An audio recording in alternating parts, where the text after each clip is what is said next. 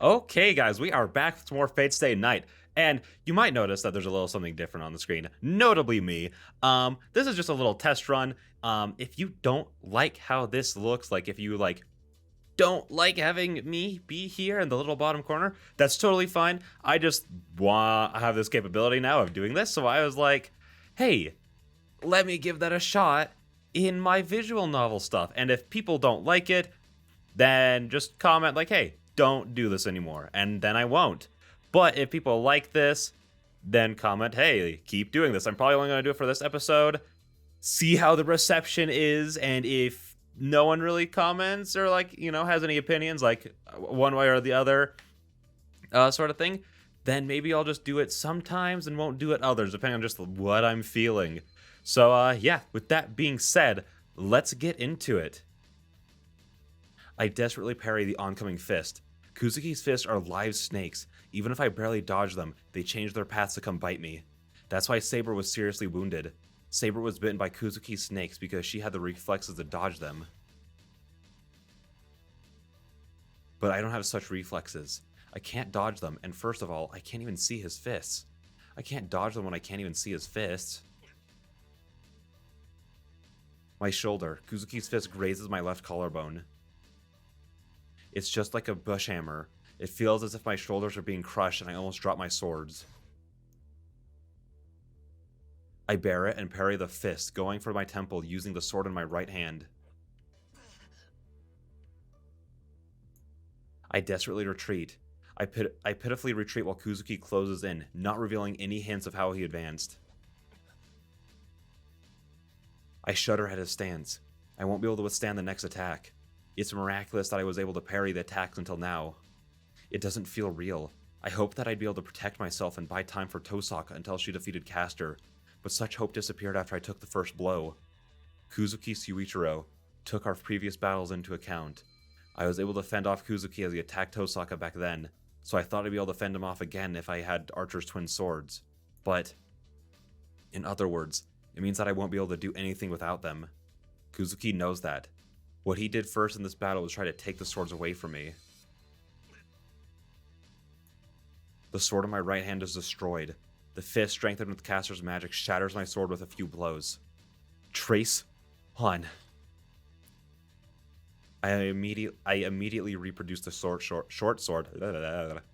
I can't hope for high results with a forced projection, a quickly prepared sword. As a result, the twin sword starts to lose their precision.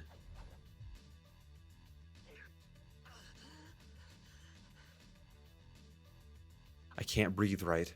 I frantically block Kuzuki's fist with the short swords. I just follow the twin swords, and copying Archer, Emyashiro's limbs have far exceeded the limits of his body. And then there's this headache. Something is scraped away inside me every time I project something. It's not the sensation of using up magical energy. It feels like my precious magic circuits are disappearing one by one every time I make a sword. I'm almost out. I might be able to make 2 more. I'll die when my magical energy runs out. But first of all, can I stay alive until my magical energy runs out? I'm flung away. Kuzuki's right fist, the fist he hadn't been using, was suddenly thrust like a lance. I shielded my chest with my blades. In that instant, my swords were destroyed and the impact flung me away. I feel something hard on my back. I must have been pushed back about 5 meters. I try to draw a breath and realize that I can't. The penetrating impact has numbed my heart. I can't breathe and I can't move. It's only for a few seconds. In the few moments it takes my heart to resume its work, the devil approaches. This is it. This man could kill me if I dropped my guard for only a second. With me like this, he has time to do it 6 times over. I glare at the enemy. Even if my limbs won't move, there's something I can do. First of all, I'm not suited for melee combat. Emyashiro's weapon has always been his magic. Then, it's not over yet. My role is to keep Kuzuki busy. I can't give up without fulfilling my role. Huh? The sound didn't come from right in front of me. The image of the sword disappears from my mind. Kuzuki, who was approaching to twist off my neck, stops. Something is happening behind Kuzuki. It happened to Caster, with the altar behind her. See, and I don't remember this in the anime at all. I just genuinely don't know what happens here, because I forgot. So we're figuring this out together. Tosaka is also at a disadvantage. No, her burden is greater, as she fully understands the difference in their powers. Caster points her finger with a composed expression. The magicist arrow, plague wind. Caster does not need to cast her magic. For a witch that lived in the age of gods, incantations are unnecessary to connect herself with the world. Caster is always surrounded by divine mysteries of ancient lore. For Caster, magic is something she commands. It is just like ordering her guard dog to attack.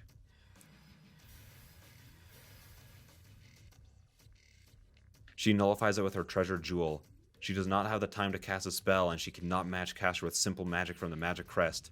Their skills as Magi are as far apart as heaven and earth. To bridge that gap, she must use the power that she has spent the long time gathering. Crystallization of magical energy, the magical energy that she has stored since she was born as a Magus.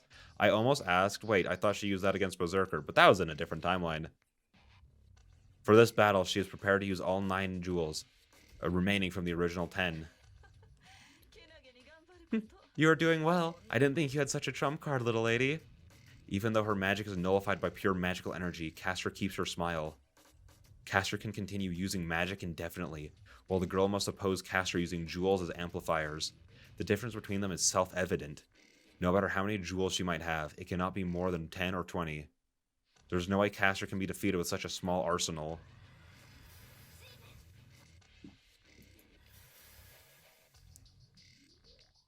She nullifies the electric charge with the 7th jewel. She has 6 jewels left. With 6 more spells from Caster, her last resort will be exhausted. Oh, you cleanly blocked them. You really are cute. You do not have to use up the whole jewel if you're only protecting yourself. She does not react to the giggling voice and takes out another jewel to get ready for the next attack. As Caster says, the jewel will not break if she uses it to protect only herself. The jewel should be able to protect her about 3 times, but she cannot do that. Caster's magic covers the whole temple once it is cast. Kuzuki should be protected by Caster, but he is an exception. If she cannot nullify Caster's spell before it is completed, Amiyashiro, who is keeping Kuzuki Suichiro busy, will burn and die. Therefore, it is meaningless to protect just herself. She cannot allow him to die like that, and besides, the whole plan revolves around Shiro keeping Kuzuki busy. Oh, will you keep protecting him? That is good faith, but how long will it last? The result is clear if all you do is defend. Caster moves her finger. She makes the first move this time. Her jewels will run out and she will be killed if she keeps defending. Caster's magic and her jewels. The magical energy contained in them is the same, so it means she can beat Caster if she makes the first move. But there's no way to exceed Caster's spellcasting. If Tosaka Arena is the fastest because she can perform magic directly by releasing the jewels, Caster is also the fastest as she is capable of creating divine mysteries with one word. There is no first move in their battle. This is merely a clash of power against power. The first one to run out of magical energy will die. Then... Conclusion. Sword of Fire. Synergism. She just needs to force her way through. She unleashes a barrage of jewels to penetrate Caster's magical energy. Jewels 5, 3, and 4 are released in succession. Moreover, she uses the treasured 4th jewel to add a synergistic effort. This magic is beyond her limits. You can't use magic surpassing your own level. The one who said so is breaking the rule to execute this attack. The attack will destroy not only the temple, but the whole church if Caster does not defend against it.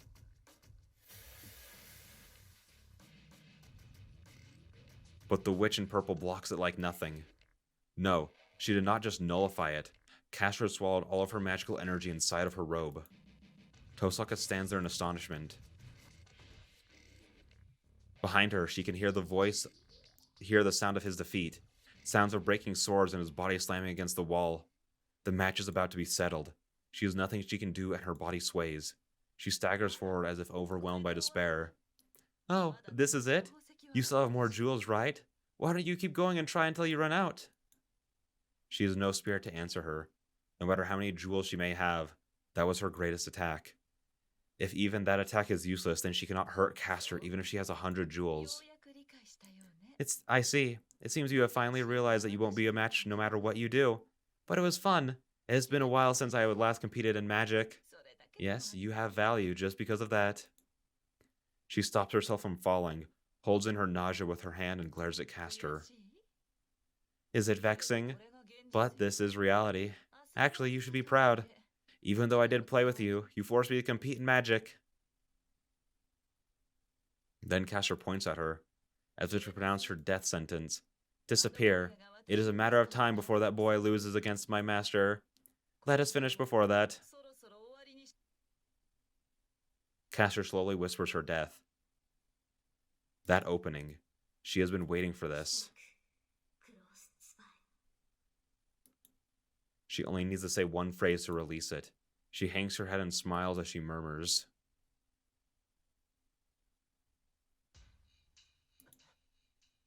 Huh? I doubt my eyes for a second. Tosaka and Castor. Their battle of magic has ended with Tosaka's defeat. Tosaka slowly staggered forward as if asking for Castor's forgiveness, and Castor released her magic to finish her off. At that instant, Tosaka nullified the magic. That's fine. That's not surprising. The surprise came after that. Tosaka charged in and attacked Castor. Tosaka throws herself into Hellfire. Nullifying the magic and using it as cover, she attacks Castor. Castor's surprise is that of a Magus. She could not have predicted that a Magus, defeated in magic, would attack with bare hands. I didn't expect it either, so it must be like heresy for Castor, who's an excellent Magus. And it's not just some desperate move. Tosaka closes in and hits Castor in the chest with a move from Chinese martial arts. Oh, I wish we had a CG of that. The shattering sound. Tosaka's fist must be strengthened like Kuzuki's as her attack easily penetrates Castor's defense. You're a Magus and you're fighting barehanded? Sorry, but self-defense has required knowledge for Magi nowadays. I'm fascinated by her combination. Tosaka drops after the first attack. Putting her hands on the floor, she sinks below Castor's knees. To Castor, who lacks any experience in hand-to-hand combat, it must look like Tosaka disappeared. She executes a strong sweep. She lashes out her foot with all her might as if to cut off Castor's legs. Her feet swept from beneath her, Castor lands on her back. But it doesn't end. After that sweep, Tosaka gets up with her back turned to Castor, using the turning momentum to attack her with her elbow and... Take this! Stopping her turning, Tosaka punches with all her weight. Castor's body is knocked away. Taking the punch directly, Castor smashed into the wall like me.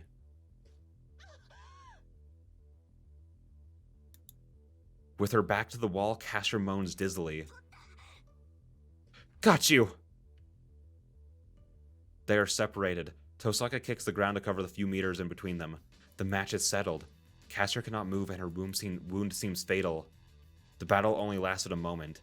The match is decided within 5 seconds after I was smashed into the wall by Kuzuki. Castor doesn't have the energy to fight back.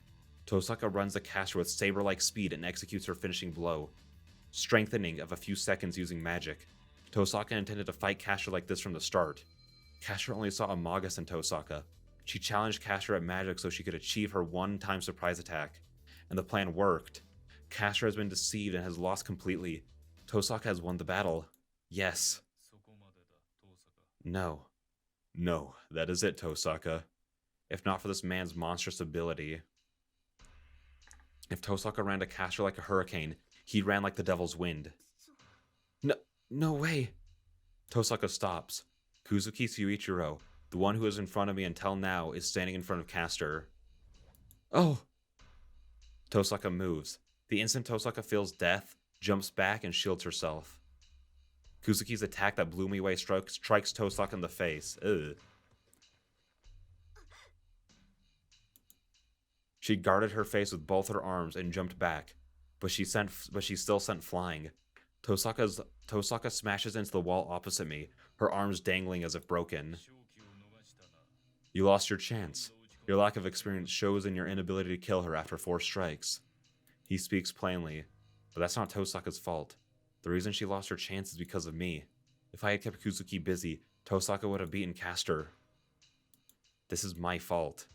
My weak fighting skills weren't able to stand up to Kuzuki's ability, and her once-in-a-lifetime opportunity was lost. Caster regains consciousness. Protected by Kuzuki, Caster looks around the temple. This is it. The surprise attack won't work on Caster anymore. Tosaka is tired and I can only project 2 more swords. If Caster uses her, in this situation we will never make it out of here alive. Phew. I thank you, Master. I would have been defeated without you. You do not need to flatter me. Just get Saber. We cannot take them lightly. Yes, that is a good decision, Master. Caster points to the woman on the altar. The visible binding of the curse, and when Caster tries to release it. Yes, if only you had done it a few seconds sooner. Above me, I hear a soft voice from the stairs leading up. It is Caster that notices the strange events first. Kuzuki doesn't notice. It is because Kuzuki cannot detect magical energy. Caster moves. Above her master, above Kuzuki Suichiro's head, are floating numerous swords. Suichiro! She must have figured out that her injuries will prevent her from blocking them with magic. Caster uses her body to protect her master. Trace on. The murmuring voice from above says those words.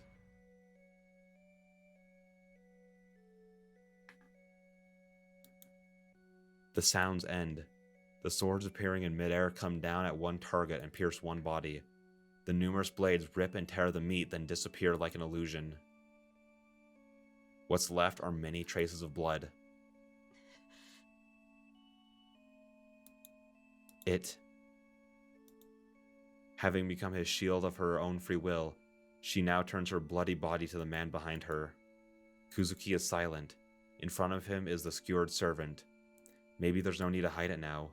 The robe is removed from her head and the woman walks over to her master with a bare face.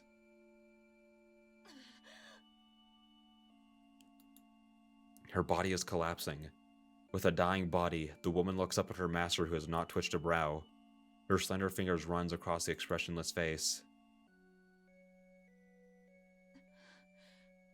Are you okay, master? Her voice seems clear. There's no change in Kuzuki. He only answers with a simple yes and does not even look at Caster. Good. It would trouble me if you died. She looks as if it is fine. No, the woman smiles knowing that what kind of man he is. But this is cruel. I finally found a wish. The fingers running along his cheeks fall down. Beginning at her toes, Caster's body is disappearing. You do not have to grieve. I will make your wish come true. She smiles at the simple answer. She smiles as if seeing a short-lived dream. That is impossible, because my wish was being fulfilled until now.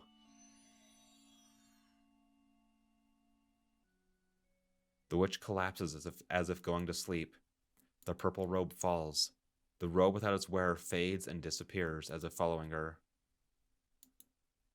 Kuzuki does not even look at her. His attention is focused on the man above, the knight in red who should be above me. I get a headache. It's not just because I've abused projection. The muttered spell. The spell he said is smashing my brain with nausea. Trace on. That's what he said. He said the exact words of the spell that shouldn't be used by anyone else but me. I think that's a good place to end. Because I don't remember exactly how this goes, and I feel like there might not be an end in sight. So I'm going to end it there before I have to end it in a more awkward position. So yeah, with that all being said, I will see you guys in the next one. And I might be having, using my face cam for the next, 2 episodes. Just because there's no way for me to get the feedback before I record anymore, because I tend to record these in 3 to 5 episode sessions. So yeah, I'll be here for the next at least 2 episodes. So again, let me know what you guys think. And if I'm annoying and you don't like me being here, then just let me know. So yeah, with that being said, I'll see you guys in the next one. Bye-bye.